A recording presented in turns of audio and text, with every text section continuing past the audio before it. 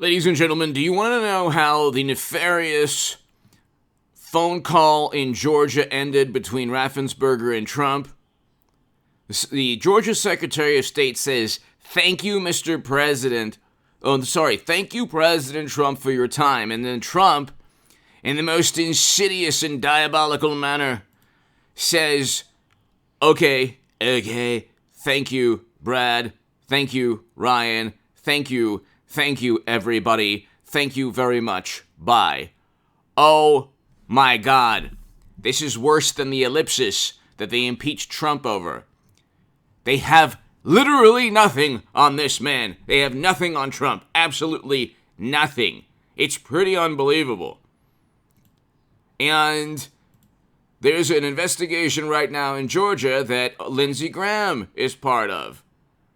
They think Lindsey Graham possibly committed a crime. What they're really doing is trying to get somebody to flip and sing on Trump.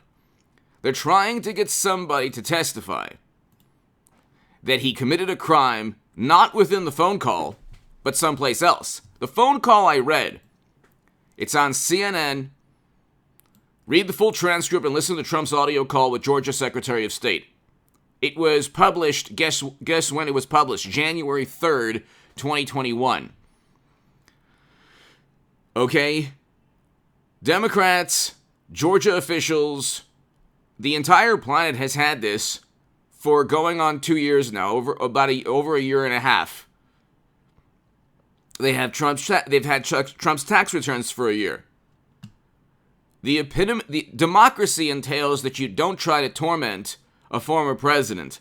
You don't set him up and frame him like they did, like President Obama's administration did, an outgoing Democratic administration setting up and framing an incoming Republican president with a dossier literally purchased by his direct political rival. So democracy entails you don't do that, which Democrats and media and intel officials did, and that you don't try some way, somehow, to prevent a very popular and very accomplished president from running again. Doha Agreement that Biden botched. You have Abraham Accords that Biden is now embracing. These were all negotiated by Trump. You have first president to step foot in North Korea. That's an amazing accomplishment. At least he tried to address the issue of nuclear proliferation. And he tried to make the world a safer place. At least he attempted to do these things, negotiated these landmark achievements. And you could say, well, they weren't that important. Well, at least he did something. At least it wasn't the geopolitical nightmare that's taking place. Biden's idea and Democrats, their idea of landmark, foreign policy accomplishments is just sending more armament to have a country that's invaded fight on behalf of democracy. It's like, well, maybe you should also focus on negotiating a deal, a peace treaty, some type of peace treaty. Because there is a greater power there that isn't going to give up. So maybe you should negotiate some kind of deal. You should have negotiated or found some way to prevent the hostilities, but that's a whole other story. That's why they don't like Trump. He doesn't adhere to these sacred cows, these sacred cows in foreign policy and domestic policy. He just wants to get things done. And he did get things done despite an entire government and media and intel officials going after him. But if you read the transcript, there is nothing here. I've read the entire transcript. It's boring. I mean, it's not boring. It's interesting.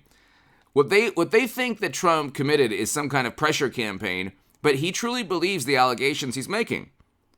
All right? He makes allegations, and he states that they were not investigated. His allegations, and by the way,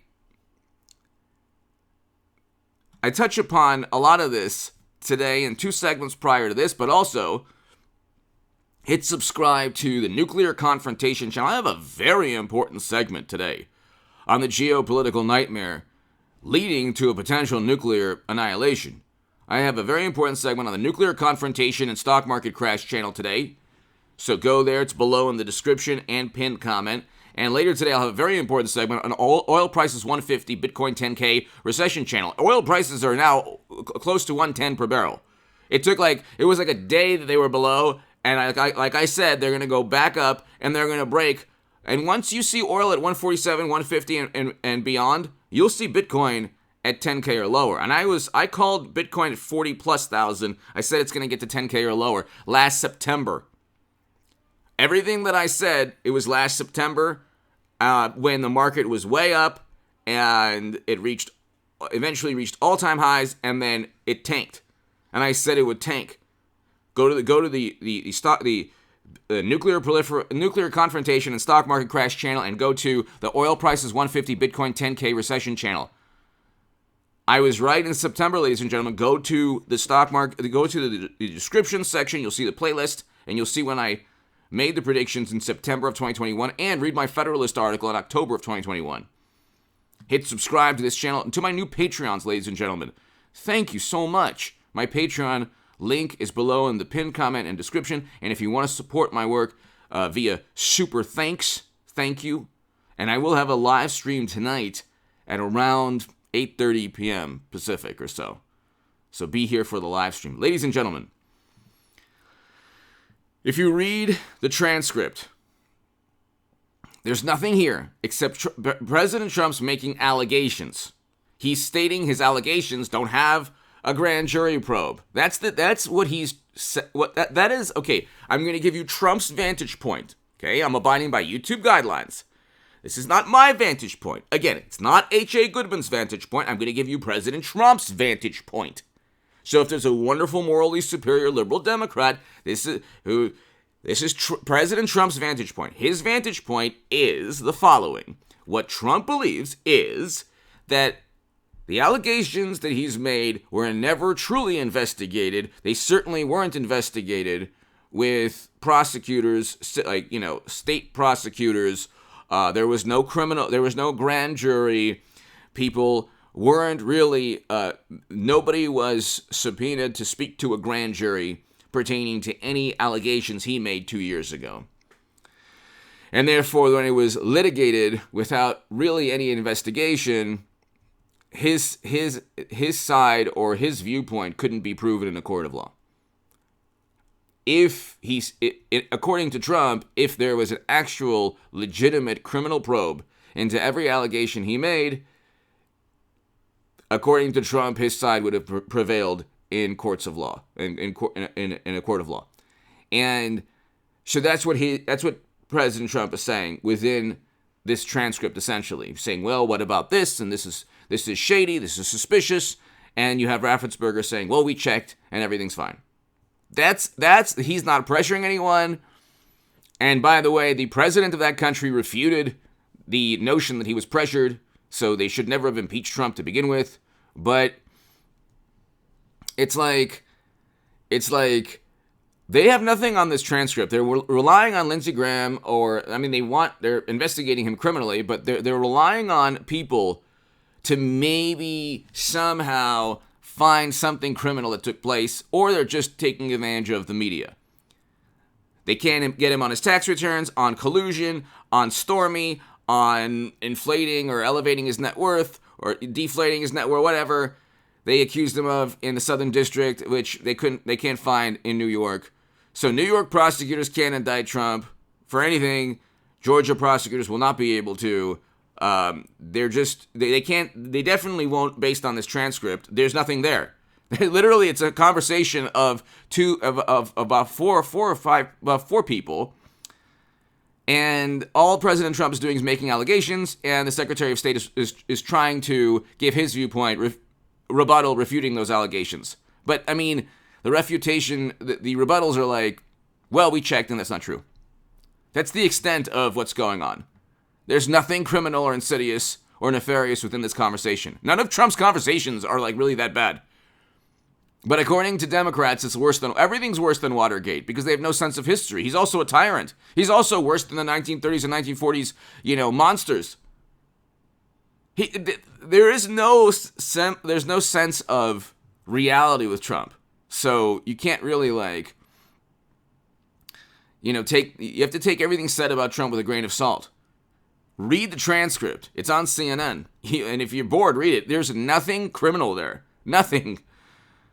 It ends with the Secretary of State thanking Trump for the phone call. I don't think that's, this wild discussion. They can't get him in Georgia. They can't get him in New York. They can't get him with Mueller probe. They can't get him because he didn't commit a crime, not because he's made of Teflon. Not because he's a Teflon Don, because he didn't commit a crime. Whereas top secret intelligence on private servers is a criminal act. You cannot transfer top secret and classified data onto private servers. And James Comey and Strzok and McCabe, they know that. Everyone knows that. But they went to bat and they sided with the Democratic Party. Okay, it happened. It happened. I want a Hillary Trump 2024 or Hillary Clinton DeSantis 2024. But you have to understand, the reality is the criminal acts are on the Democratic side. They're not on Trump's side. Trump did not commit a crime. Otherwise, they would have indicted him. They can't indict him because he didn't commit a crime. They would have indicted any rational director of the Federal Bureau of Investigation who didn't side with the Democratic Party would have indicted a government official or would have pushed the DOJ to indict a government official that transferred top secret intelligence. Okay? Hunter's emails show clear violations of the law. And you have 150 suspicious banking transactions. And you have Joe forcing out a prosecutor and a voicemail with him admitting he knew about Hunter's activities. Okay, clear, you can easily indict based on that. You can't indict based on anything Trump has done. Anyway, hit subscribe to this channel. Go to the Nuclear Confrontation channel right now. It's below in the pinned comment.